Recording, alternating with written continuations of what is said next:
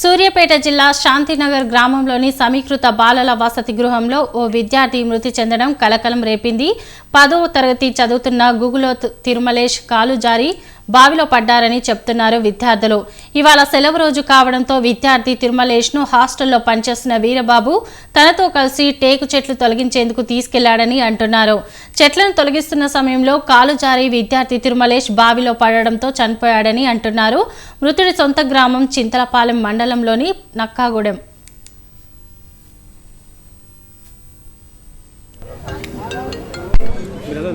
చెప్పన్నా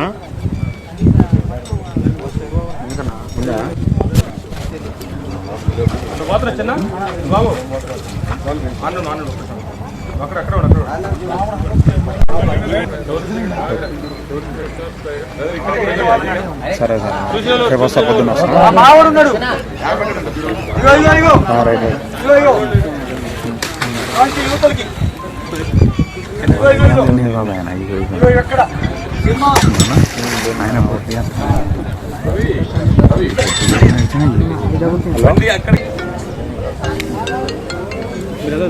చెప్పన్నా